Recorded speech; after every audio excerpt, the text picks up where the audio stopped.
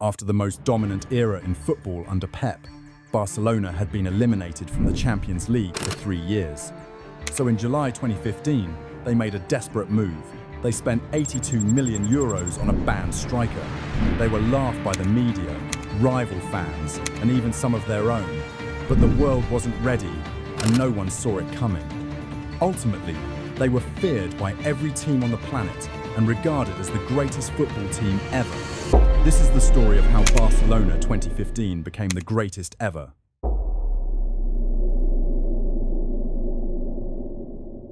In the 2000s and early 2010s, there was no debate that Barcelona was the most successful and dominant team in the world. Under Pep Guardiola, they won everything: 2 Champions Leagues, 3 La Liga titles, 2 Copa del Rey trophies. But trophies were only half the story. Barcelona didn't just beat teams. They reprogrammed football with the tiki-taka. Take the ball, pass the ball, move, repeat, control space, control time, control opponents. They had the greatest midfield trio the game had ever seen: Xavi, Iniesta, Busquets, and at the center of it all, the greatest player in the world, Lionel Messi. Barcelona were viewed as untouchable, too intelligent, too perfect. But perfection is exhausting. After 4 relentless years, Pep Guardiola walked away, not because he failed, but because he had nothing left to prove. He said he needed a break, that he had given everything. And strangely, Barcelona didn't collapse. The season after Pep left, they were still dominant. They won La Liga with 100 points. Messi scored 46 goals in just 32 league games. On paper, Barcelona were still kings, but Europe was no longer fooled. In the Champions League, something felt different. Barcelona still had possession, still passed teams to death, still believed control would save them. Then Bayern Munich arrived. What happened next wasn't a loss. It was a public dismantling.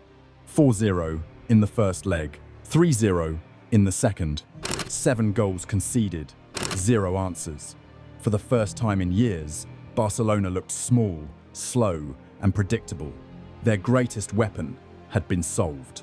That night didn't just end a Champions League run, it ended an era, because Europe had finally learned how to survive tiki-taka, and Barcelona had no response. By 2014, Barcelona was no longer feared. Something vital was gone. The Xavi-Iniesta era that once hypnotized Europe had started to slow. Opponents no longer panicked when Barcelona reached 70% possession.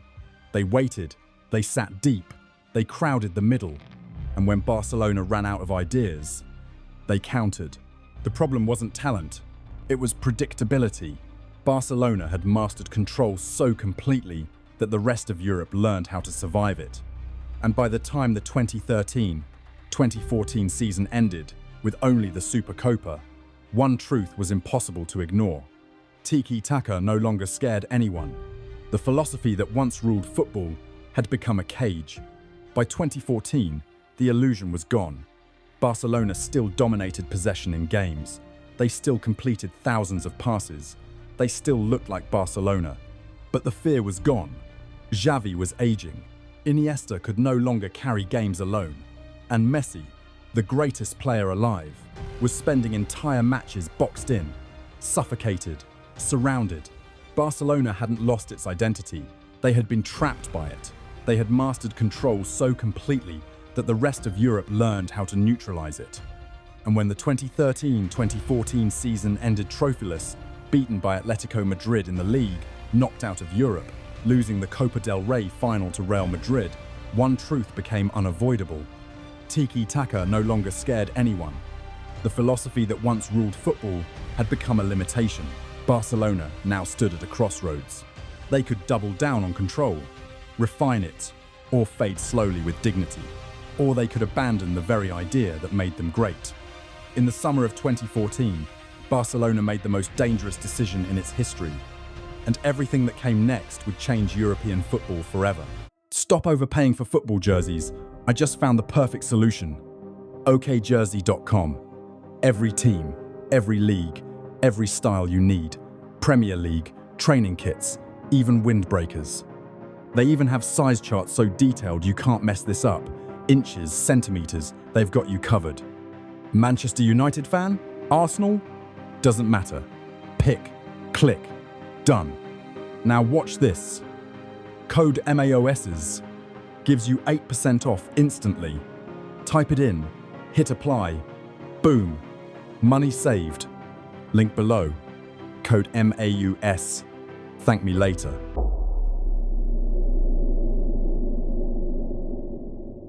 Luis Enrique is a student of Barcelona, both in theory and in practice. Despite playing one season for his hometown club, Sporting Gijón, and spending 5 years at Real Madrid, it was at Barcelona that his name and love for the game were truly forged. After the Dream Team era of Johan Cruyff, he joined the club when Bobby Robson became the new manager, a side that had just signed Laurent Blanc and added Ronaldo and Pizzi to the mix soon after. He fell in love with the game so much that he retired and almost immediately became a coach at the Barca B team. He was no stranger to the Barcelona style of play, but instead of playing the famed tiki-taka style, he did something different. When Luis Enrique arrived in the summer of 2014, he didn't walk into a rebuilding job. Barcelona still believed they were the kings of football. Europe no longer did. Luis Enrique understood something crucial from day one. You cannot revive dominance by repeating it. He wasn't Pep Guardiola, he wasn't Johan Cruyff, and he wasn't interested in becoming a sequel. Where Pep obsessed over control, Luis Enrique believed in outcomes. He didn't want Barcelona to pass teams into submission. He wanted Barcelona to hurt teams. The squad he inherited still carried the bones of the old era. Barcelona weren't losing because they lacked quality. They were losing because everything depended on a single individual. Luis Enrique knew the midfield could no longer carry Barcelona, so he made a radical decision. He would move the center of gravity forward. The first signs came in the transfer market. Claudio Bravo and Marc-Andre ter Stegen were signed, not just for shot stopping, but for distribution under pressure. Ivan Rakitic arrived to run, cover space, and sacrifice. Alexis Sanchez was sold. Then came the signing that changed everything. Luis Suarez, a striker who had been banned from football, a striker defined by controversies, movement, and aggression, a striker who didn't care about aesthetics, only goals. This wasn't a tiki-taka signing, this was a statement. But early on, nothing fit. Messi drifted too deep. Neymar wanted freedom, but lacked structure. Suarez sat on the sidelines, suspended, watching from the shadows.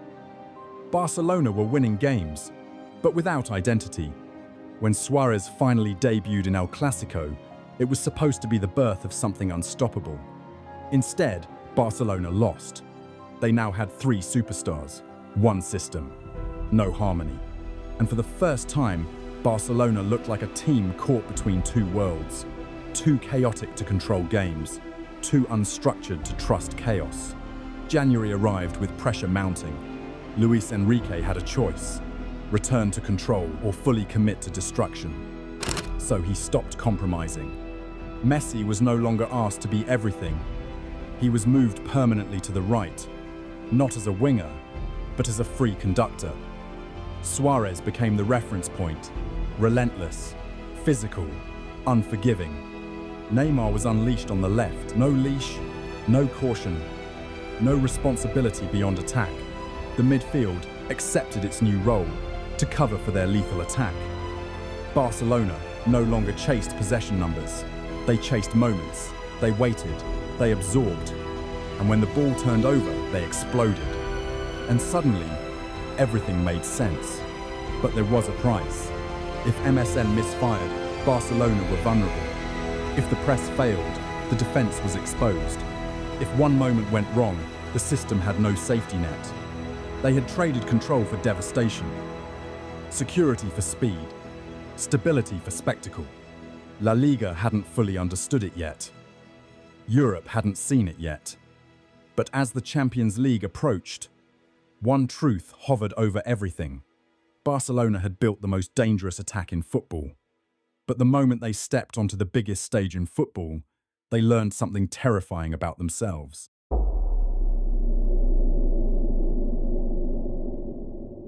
From the moment Luis Enrique found a way to make everything fit, the puzzle pieces were finally in the right places. Messi had shifted into that inside right conductor role. Neymar had grown from talent into a second superstar, and Suarez was now match fit, fully integrated, and playing like a striker who took every defender personally. From that point on, the season stopped being a rebuild and began to feel like a takeover. Barcelona was still technical, still sharp, but now they were something scarier. They weren't trying to dominate you for 90 minutes, they were trying to finish you in 5. And as the Champions League knockouts approached, Europe got the worst possible draw. Barcelona didn't need to be perfect. They only needed one mistake. And Manchester City was the first to find out. The round of 16 brought Manchester City, a team built on power, pace, and Premier League chaos. But in the Etihad, Barcelona didn't blink. Suarez scored twice in the first leg as Barca won 2-1 away, the kind of result that doesn't just beat you, it breaks your belief. Because now, you weren't just chasing a scoreline, you were chasing shadows. Then the second leg at Camp Nou was cold, controlled, professional, 1-0, with Rakitic sealing it, 3-1 on aggregate. City barely had oxygen that game, and it was the first time Europe saw Barca for what they could truly do. But that was the warning shot. Barcelona weren't back. They were armed. But the real test came next.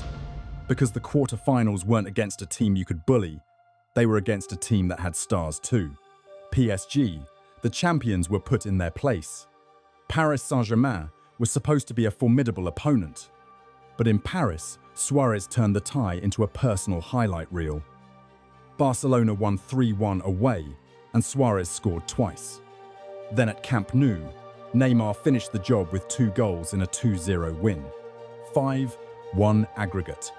This Paris team was one stacked with money and muscle, but Barcelona dismantled them like they were training cones. And now the semi-final arrived against not just any opponent. It was Pep Guardiola's Bayern Munich, the ghost of Barcelona's control era, staring at the new Barcelona that had killed it. This matchup was probably the most exciting one. This was a man who knew Barca inside and out, and Europe surely thought he knew the antidote to Barca's new front trio. The first leg was held in Camp Nou. For 70 minutes, Bayern held on. For 70 minutes, it looked like a tactical chess match.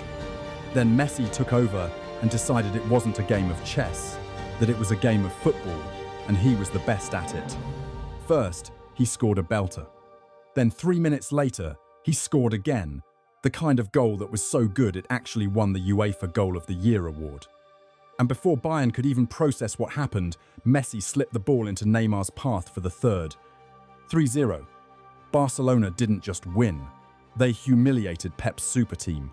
The second leg in Munich saw Bayern fight back and win the night 3-2, but it didn't matter. Because Neymar scored twice, and Barcelona left with what they came for.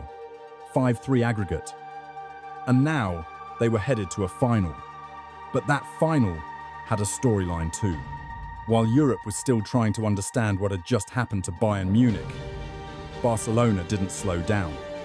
They went back home to Spain and kept crushing everything in front of them. Atletico Madrid dug in. Real Madrid chased desperately. On May 9th, with the Champions League final already in sight, Barcelona faced Real Sociedad at Camp Nou.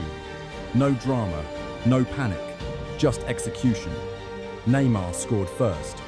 Pedro finished it with a bicycle kick. Then came the final domestic step. May 17th. Vicente Calderón. Atletico Madrid, the league's most brutal defense, was the only thing standing between Barcelona and the title. But one goal decided it. Barcelona sealed the league title, still standing in every competition. By now, the pattern was impossible to escape. Nothing seemed capable of stopping them. 2 trophies were already secured. 1 match remained. 1 night stood between them and history, and waiting there was a challenge designed to expose the cost of perfection.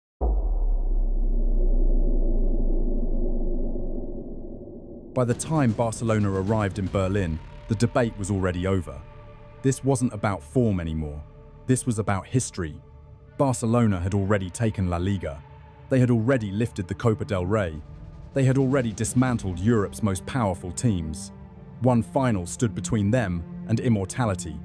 Waiting on the other side were Juventus, disciplined, experienced, unforgiving, a team built on structure, on balance, on control. Pirlo dictating the tempo, Pogba surging through the midfield, Tevez relentless up front, Buffon guarding the goal like a monument. Juventus weren't flashy. They were professional killers, and that's what made them dangerous. If any team could slow chaos, it was this one. But Barcelona didn't come to negotiate. They came to finish the job. From the opening whistle, the contrast was immediate. Juventus tried to slow the game. Barcelona tried to rip it open. And just 4 minutes in, the dam broke. Iniesta drifted into space. Neymar carried defenders with him. Messi dragged the line backward. Then the ball found Ivan Rakitic. Low, precise. 1-0. Barcelona had scored before Juventus could even settle into shape. But Juventus didn't fold. They adjusted. They fought. They believed. Pirlo breathed life into the game, and Pogba surged forward. And early in the second half, Alvaro Morata punished a loose moment. 1-1. For the first time in weeks, Barcelona were forced to look danger in the eye. And this is where MSN stopped being a trio and became a weapon. First, Messi picked up the ball outside the box. He didn't rush. He didn't force it. He shot. Buffon saved it barely, but that was the trap, because Luis Suarez was already there. Rebound, finish. 2-1. Juventus pushed again. They had to. And when they did, Barcelona waited. Neymar sprinted into space. Messi released him. And in the final minutes, with Juventus broken and chasing ghosts, Neymar sealed it. 3-1. Game over. Barcelona had beaten Italy's best defense with speed. They had beaten Europe's most disciplined side with chaos. They had beaten structure with instinct. MSN finished the season with 122 goals in all competitions, the most ever by a trio in Spanish football history. Messi, Neymar, Suarez, all on the score sheet when it mattered most. Barcelona lifted the Champions League trophy, again. With that final whistle, Barcelona didn't just win a treble, they changed the idea of dominance. This wasn't tiki-taka, this wasn't controlled, this wasn't patience, this was football played like a hunt.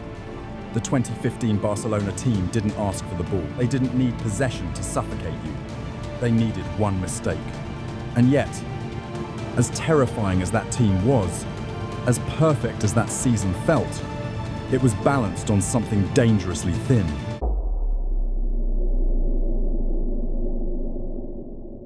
When the confetti settled in Berlin, football didn't celebrate Barcelona, it studied them. Because what Barcelona did in 2015 wasn't just win trophies, they broke the rule book. For nearly a decade, the sport had moved in one direction: control the ball, control the game, control destiny. Barcelona itself had taught the world that lesson, and then they abandoned it. They proved you didn't need 70% possession. You didn't need 1,000 passes. You didn't need to suffocate teams slowly. That realization terrified everyone. Across Europe, clubs panicked. Managers rewrote tactical boards overnight. High defensive lines disappeared. Fullbacks stopped overlapping recklessly. Midfield sat deeper. Transitions became the obsession. Teams tried everything. Low blocks, 5-man defenses, man-marking Messi, doubling Neymar, kicking Suarez. None of it worked. The trio didn't need space everywhere. They only needed it once. And when that moment arrived, the damage was irreversible.